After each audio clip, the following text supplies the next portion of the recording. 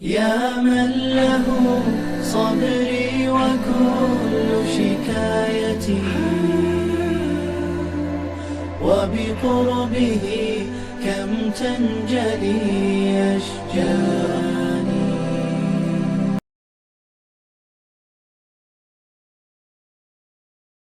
بسم اللہ الرحمن الرحیم وبہ نستعین وصلی اللہ علی حبیبہ سیدنا و مولانا محمد وعلی آلہ وصحبہ اجمعین.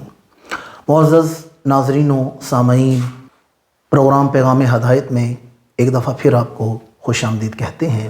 معزز ناظرین، 3 رمضان المبارک سیدہ کائنات، مخدومہ کائنات، ام السادات، اقلیم حیا کی شہزادی، عزت نواز، رفعت مآب، ملکہ ممکنات، حضرت سیدہ خاتون جنت بی بی سیدہ فاطمہ الزہرا رضی اللہ تعالی عنہا، آپ کا یوم وصال ہے.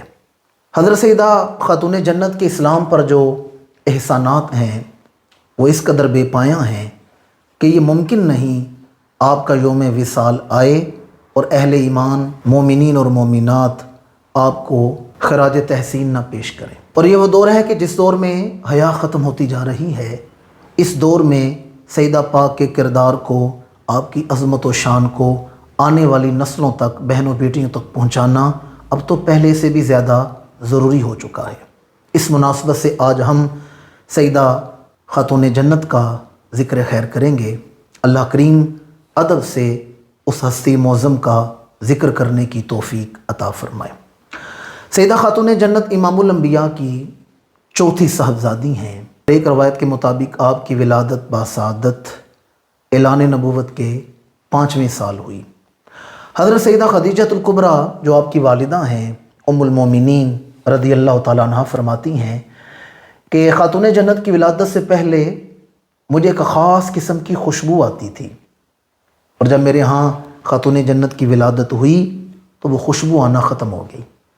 اور امام الانبیاء کو جب خبر ملی کہ اللہ نے مجھے چوتھی صاحبزادی عطا فرمائی ہے، حضور تشریف لائے، خاتون جنت کو اٹھایا، اور امام الانبیاء نے نہ صرف اپنی بیٹی کا ماتھا مبارک چوما ہے بلکہ حضور نے اپنی بیٹی کا سر اقدس سونگا بھی ہے، جیسے کوئی خوشبو لیتا ہے، کسی چیز کو مشام جاں بناتا ہے. اور پھر فرمایا سیدہ خدیجہ الکبریٰ سے کہ خدیجہ، مجھے اس بیٹی کے وجود سے جنت کی خوشبو آ رہی ہے، اور ہماری یہ بیٹی زمانے کی عظمیٰ خاتون ہوگی، یعنی بزرگی والی اور عظمت والی خاتون ہوگی. پھر سیدہ خاتون جنت کا نام مبارک رکھا گیا ہے فاطمہ. یہ آپ کا ذاتی نام ہے فاطمہ.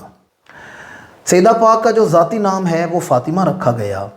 اور مسند دیلمی میں حدیث ہے، حضرت سیدنا ابو ہریرہ رضی اللہ تعالی عنہ اور حضور حیدر کرار حضرت علی شیر خدا سے مروی حدیث ہے.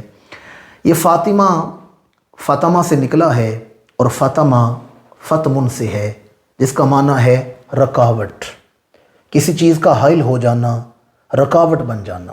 فرمایا انما سمیت فاطمہ لأن اللہ فاطمہا وحجبہا عن النار. فرمایا اس بیٹی کا نام فاطمہ رکھا گیا ہے کیونکہ اللہ نے اس سے عذاب کو دور کر دیا ہے. اور ایک حدیث مبارکہ میں ہے، جو سیدہ خاتون جنت کے خدام ہیں، حبدار ہیں، آپ کی عقیدت محبت رکھنے والے ہیں، فاطمہ نام کی برکت یہ ہے اللہ ان سے دوزخ کی آگ کو دور کر دے گا. آپ کی محبت مومن اور دوزخ کے درمیان پردہ بن جائے گی، رکاوٹ بن جائے گی، حائل ہو جائے گی. اس وجہ سے آپ کا نام فاطمہ رکھا گیا. پھر سیدہ خاتون جنت کی جو تربیت ہے وہ آغوش نبوت میں ہوئی ہے. امام الانبیاء اپنی صاحبزادی سے بے انتہا شفقت فرماتے تھے، اور یہ بات آپ کے لیے ایک روحانی مسرت کا باعث بنے گی کہ سیدہ خاتون جنت بچپن سے ہی اسلام کا چونکہ مشاہدہ کرتی آئیں. شروع اسلام کا دور تو بڑا مشکل دور تھا، ابتدائی جو 12-13 برس ہیں وہ بڑے مشکل ہیں، تو سیدہ خاتون جنت نے بچپن سے ہی اسلام کا وہ دور دیکھا تھا. اور میں سمجھتا ہوں کہ بچوں میں ناموس رسالت کی پہلی محافظہ بنی ہے تو سیدہ خاتون جنت بنی ہے. میں نے شروع میں کہا کہ سیدہ پاک کے احسانات بے پایاں ہیں. آپ کا اور کوئی احسان نہ بھی مانا جائے، آپ کی جو دعائیں امت پر سائبان ہیں، یا دیگر آپ کے جو احسانات ہیں وہ نہ بھی مانے جائیں، آپ کا یہی سب سے بڑا احسان ہے کہ آپ نے حسن جیسا بیٹا اسلام کو عطا فرما دیا ہے، آپ نے حسین جیسا بیٹا اسلام کو عطا فرمایا ہے، آپ نے سیدہ زینب جیسی عفت نواز رفت ماں بیٹی اسلام کو عطا فرما دی ہے۔ ایک قبیلے نے اپنے رسم کے مطابق ایک بڑے جانور کی قربانی کی تو اس کی اوجڑی راستے میں پڑی ہوئی تھی۔ امام الانبیاء حرم میں نماز ادا کر رہے ہیں، ابو جہل کو شرارت سوجی، وہ گیا اور وہ اوجڑی اٹھا کر امام الانبیاء کی گردن میں ڈال دی۔ اس وقت سیدہ پاک کی عمر چند برس، سیدہ پاک تشریف لائی ہیں اور جب یہ بوجھ دیکھا ہے آگے بڑھ کر وہ اوجڑی کھینچ کر اتاری ہے، امام الانبیاء کے کاندھوں سے وہ وزن اتارا ہے۔ اس لیے میں نے کہا بچوں میں ناموس رسالت کی پہلی محافظہ بنی ہیں تو سیدہ خاتون جنت بنی ہیں، اور پھر ولادت سے لے کر امام الانبیاء کی وصال مبارک تک سیدہ پاک حضور کی صحبت میں رہیں، کبھی جدائی نہیں آئی سوائے ایک موقع کے، اور وہ ہے ہجرت کا موقع۔ ہمارے آقا کریم نے جو ہجرت کی ہے وہ سیدنا صدیق اکبر رضی اللہ تعالیٰ عنہ کے ساتھ کی، تو اس موقع پر سیدہ خاتون جنت حضور کے ساتھ نہیں جا سکی، اور حضور جب مدینہ منورہ میں تشریف لائے تو حضور نے قیام کیا ہے قباء شریف والی جگہ پر، قباء پر جہاں آج مسجد قباء ہے۔ 17 دن وہاں حضور رہے ہیں اور 17 دن حضور نے اپنی بیٹی کا انتظار کیا ہے۔ جناب زید بن حارثہ اور ابو رافع کو حضور نے اونٹ دے کر بھیجا کہ جو ہمارے اہل و عیال مکہ میں رہ گئے ہیں انہیں ساتھ لایا جائے۔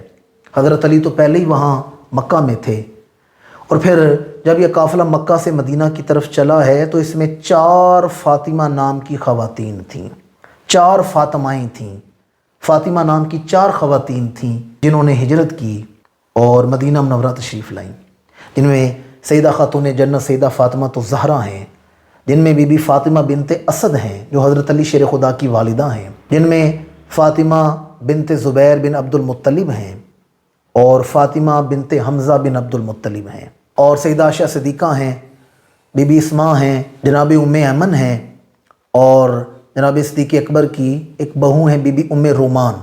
یہ خواتین شامل تھیں۔ قافلہ آیا ہے مدینہ منورہ، امام الانبیاء نے 17 دن اپنی بیٹی کا انتظار کیا ہے، خاتون جنت آئی ہیں تو حضور مدینہ تشریف لائے ہیں، حالانکہ 2 میل کے فاصلے پر مدینہ منورہ ہے۔ حضور وہاں بیٹی کا انتظار کرتے رہے، اور جب حضور حیدر کرار کے ساتھ نکاح ہوا تو گھر چونکہ حضور کے گھر سے کچھ فاصلے پر تھا اور زیادہ فاصلہ بھی نہیں، جن لوگوں نے مدینہ منورہ حاضری دی ہے وہ جانتے ہیں کہ باب سلام سے مسجد علی کتنے فاصلے پر ہے، تھوڑا سا فاصلہ ہے، پر حضور کو اتنی جدائی بھی بیٹی کی گوارا نہیں۔ امام الانبیاء نے حضرت علی شیر خدا کو بلا کر فرمایا، علی میں چاہتا ہوں کہ خاتون جنت کو میرے گھر کے قریب گھر لے دو، میرے گھر کے قریب لے آؤ، میں اتنی بھی دوری برداشت نہیں کر سکتا۔ تو حضور حیدر کرار نے عرض کیا، یا رسول اللہ آپ کے گھر کے قریب جناب حارثہ بن نعمان انصاری کا گھر ہے، ان سے کہتے ہیں وہ ہمارے ساتھ گھر ایکسچینج کر لیتے ہیں، گھر کے بدلے گھر بدل لیتے ہیں، آپ انہیں حکم فرمائیں تو ہم ان کے ساتھ گھر ایکسچینج کر لیتے ہیں۔ امام الانبیاء نے فرمایا، مجھے نعمان سے گھر مانگتے ہوئے حیا آتی ہے، حالانکہ حضور گھر لے نہیں رہے، گھر کے بدلے گھر لے رہے ہیں۔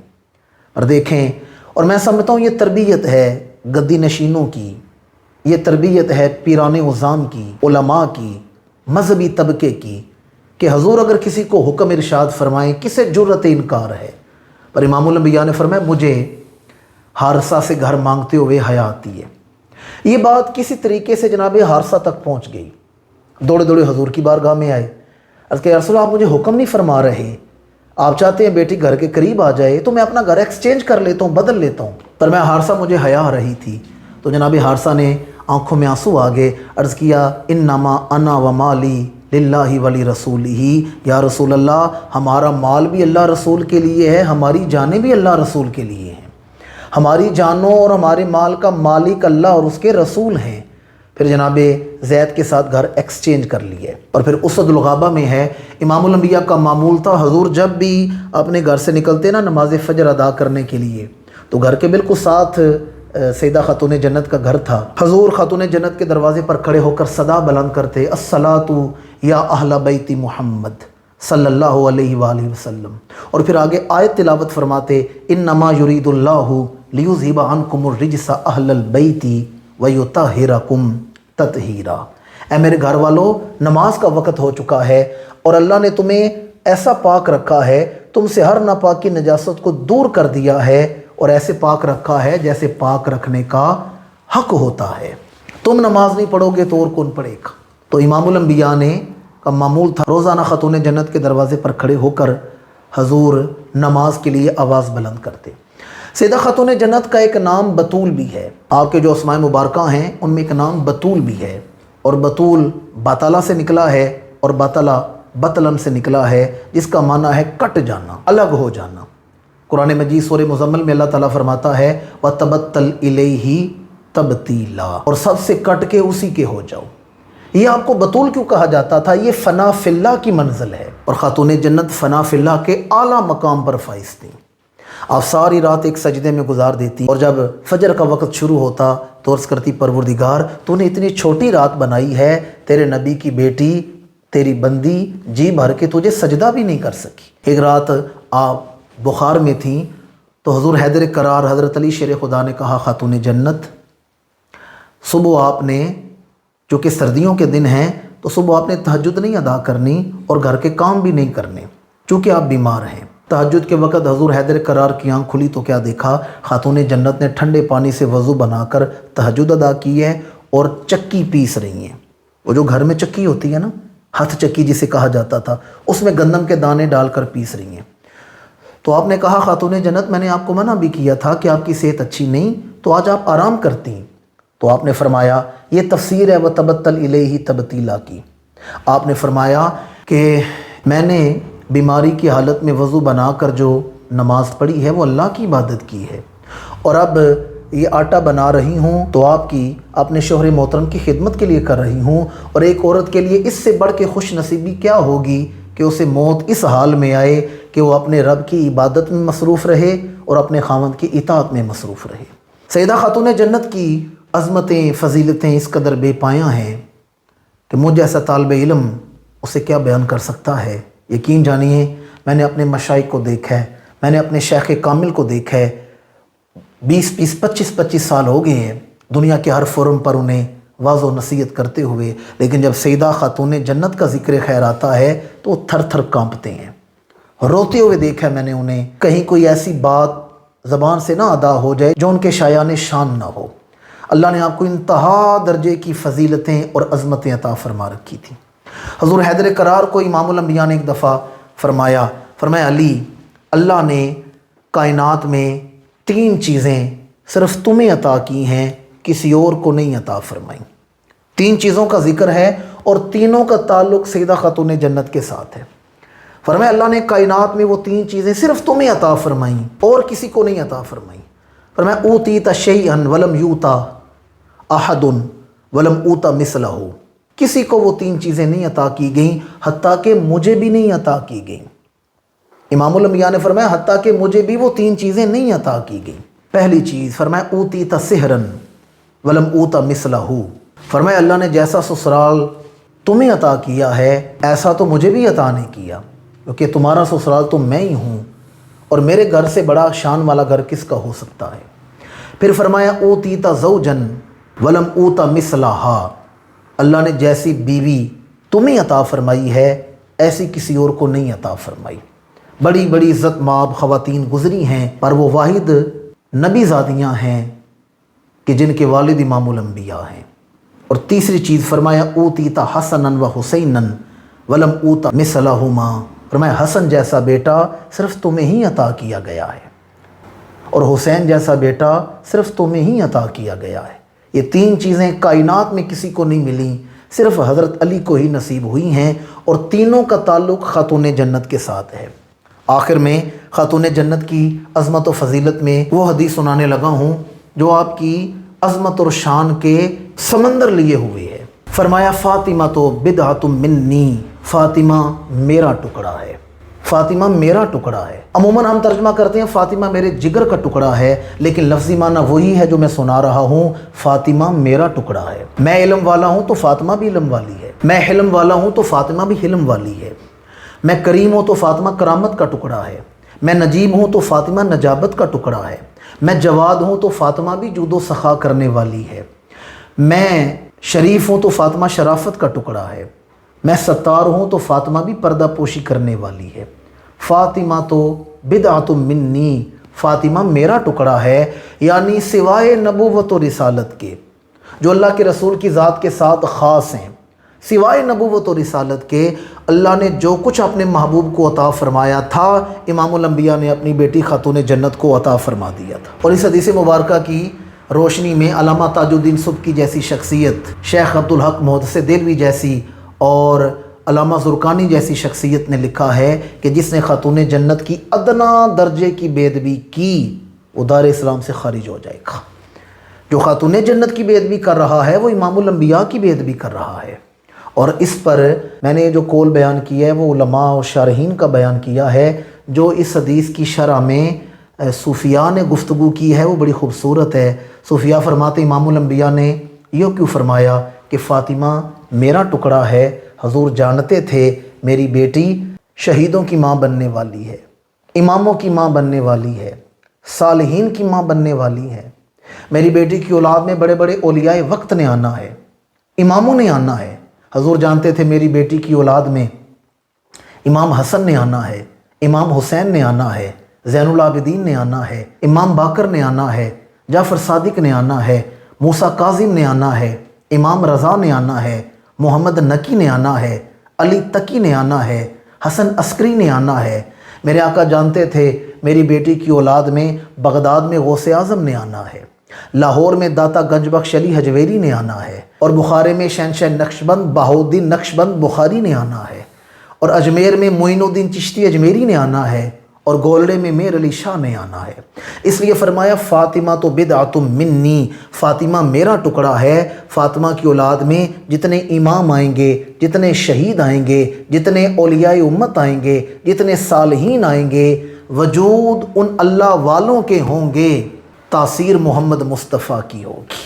اس لیے فرمایا فاطمہ تو بدعۃ منی، فاطمہ میرا ٹکڑا ہے۔ سیدہ خاتون جنت کو اللہ نے وہ عظمت اور شان عطا فرمائی کہ آپ واحد کائنات کی خاتون ہیں جو نسل رسول کی وارث بنی ہیں، جنہوں نے اپنے والد کا نسب چلایا ہے۔ معزز سامعین و ناظرین، اب چلتے ہیں آج کے پروگرام کے دوسرے سیکشن، آپ کے سوالوں کے جواب کی طرف۔ حسب معمول آپ کے جو سوال ہمیں موصول ہوتے ہیں ان کے جواب ہم اس پروگرام میں دیتے ہیں۔ ذیل میں دیے گئے نمبر پر واٹس ایپ پر آپ ہمیں اپنے سوال بھیج سکتے ہیں۔ تو چلتے ہیں اگلے سیکشن سوال و جواب کی طرف۔ جی شہیر بھائی۔ حضرت میرا سوال تھا کہ واش روم میں کھڑے ہو کر وضو کرنا کیسے ہے؟ دیکھیں، واش روم میں کھڑے ہو کر وضو کرنا یہ تو نہیں کہ وضو ہوتا نہیں، وضو ہو جاتا ہے، لیکن اس کی کچھ احتیاطیں ہیں وہ میں آپ کو بتا دیتا ہوں۔ پہلی چیز تو یہ ہے کہ وضو بیٹھ کر اور قبلہ رو بیٹھ کر کرنا کھڑے ہو کر وضو کرنے سے زیادہ افضل ہے، زیادہ اولیٰ ہے۔ لیکن چونکہ شہری علاقوں میں اور بالخصوص سفر میں ہم ایئرپورٹس پر دیکھتے ہیں یا دیگر ممالک میں ہم دیکھتے ہیں کہ واش بیسن باتھ روموں کے اندر لگے ہوتے ہیں، تو وہاں وضو کیا جاتا ہے۔ احتیاطیں یہ ہیں کہ آپ بسم اللہ شریف پڑھ کے پھر غسل خانے میں داخل ہوں، اور وضو کرنے کے بعد جو دعائیں ہیں، مثلا کلمہ شہادت پڑھا جاتا ہے آسمان کی طرف دیکھ کر، یا سورہ قدر پڑھی جاتی ہے، انا انزلناہ فی لیلۃ القدر الی آخرہ، وہ آپ واش روم میں نہ پڑھیں، باہر آ کر پڑھ لیں۔ اور یاد رکھیں وضو کا جو پانی ہے وہ کوئی ناپاک نہیں، فقہا نے اسے مکروہ تنزیہی لکھا ہے، چونکہ وہ ایک ایسی نجاست کو دو کے ساتھ لے جا رہا ہے جسے ہم اپنی آنکھ سے نہیں دیکھ سکتے۔ مثلا جنبی آدمی غسل کرے تو وہ جو نجاست دھو کے لے کے جا رہا ہے پانی، وہ ہم نہیں دیکھ سکتے، اہل نظر کا معاملہ ہو رہا ہے۔ امام اعظم دیکھ سکتے تھے یا دیگر بزرگ ہستیاں، عامت الناس کی بات کر رہا ہوں، یا وضو کرتے ہوئے جو اعضائے وضو کے گناہ دھلتے ہیں وہ ہم نہیں دیکھ سکتے۔ تو چونکہ وہ پانی، اس کی شرعی حیثیت تو یہ ہے کہ وہ مائع مستعمل ہے، یعنی استعمال شدہ پانی ہے، وہ ناپاک نہیں لیکن طاہر ہے، مطہر نہیں، خود پاک ہے، اوروں کو پاک کر نہیں سکتا، تو اسے فقہا نے مکروہ تنزیہی لکھا ہے۔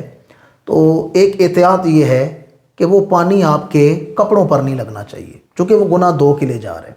تو اگر آپ کھڑے ہو کر وضو کریں، بالخصوص جب ہم پیر دھوتے ہیں تو وہ سارا پانی کپڑوں پر لگ جاتا ہے۔ اس کی یہ احتیاط ہے کہ آپ ٹیشو پیپر سے یا تولیے سے تھوڑا سا وہ پانی اس قدر خشک کر لیں کہ قطرے نہ گریں، اور ویسے بھی وضو کرنے کے بعد مکمل نہیں خشک کرنا چاہیے، کچھ تری رہنے دینی چاہیے، چونکہ آج جو وضو کے پانی کی تری ہے وہ کل قیامت کے دن نامہ اعمال میں رکھی جائے گی، وہ اعمال نامے میں تولی جائے گی۔ تو اس لیے یہ ایک دو احتیاطیں ہیں، یہ اگر کی جائیں تو واش روم میں بھی وضو کیا جا سکتا ہے۔ جی شاہ صاحب، کسی کی بیٹی کے رشتے نہیں آتے تو کسی نے کہا کہ فلاں دربار سے چوڑیاں خرید کر پہنیں تو رشتہ ہو جائے گا، اس بارے میں اسلامی رائے کیا ہے؟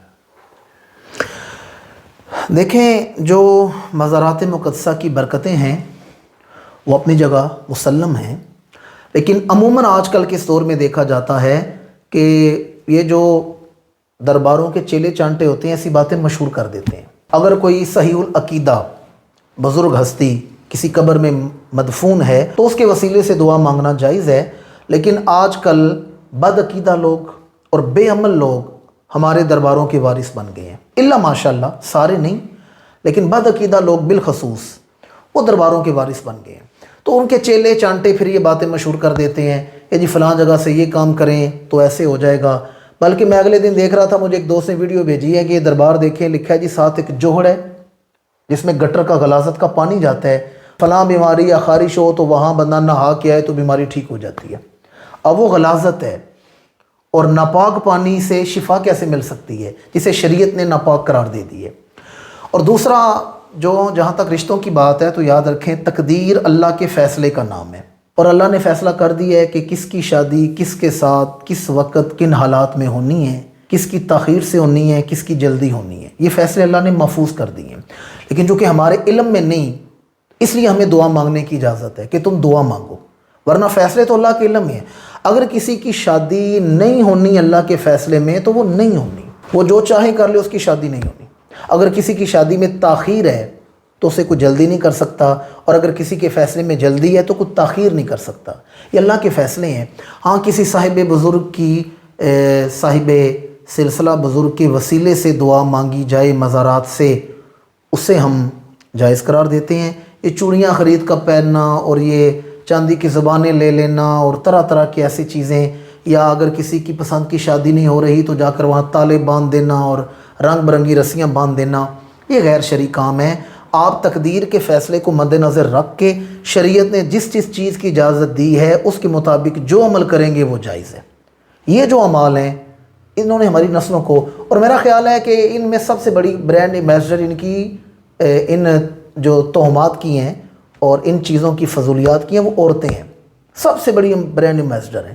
وہ ایسے بات پھیلا دیتی ہیں کہ پھر وہ بات عوام تک پہنچتی ہے، اور پھر ہم دیکھتے ہیں کہ طرح طرح کی بدعات مزارات پر کی جاتی ہیں، اور اس کا جواب علماء اہل سنت کو دینا پڑتا ہے۔ اللہ کریم ہمارے مسلوں کو ایسی خرافات سے محفوظ فرمائے۔ آمین۔ جی زبیر بھائی۔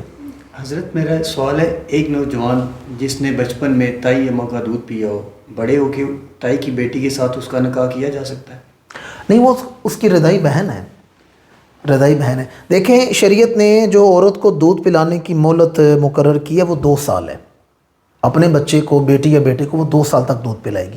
لیکن جہاں تک رضاعت کی بات ہے، اگر 2.5 سال کی عمر تک کا کوئی بچہ کسی عورت کا دودھ پی لے تو اس کی رضاعت ثابت ہو جائے گی، اور پھر وہ اس کی بیٹی سے شادی نہیں کر سکتا چونکہ وہ اس کی رضائی بہن ہے، بالکل اسی طرح جیسے اپنی بہن سے نکاح نہیں کر سکتا۔ ہاں، اس کے دیگر جو بہن بھائی ہیں وہ اس کی تائی اماں کے جو دیگر اولاد ہے ان سے نکاح ہو سکتے ہیں، چونکہ اس کے بہن بھائیوں نے تو تائی اماں کا دودھ نہیں پیا، صرف اسی نے پیا ہے، تو اس کی رضائی والدہ ہیں، اس کے بہن بھائیوں کی رضائی والدہ نہیں، تو وہ آپس میں نکاح کر سکتے ہیں۔ یہ اس کی رضائی بہن ہے، یہ اس کے ساتھ نکاح نہیں کر سکتا۔ احباب عزیز وقار، اسی کے ساتھ ہم پروگرام کے اختتام کی طرف چلتے ہیں۔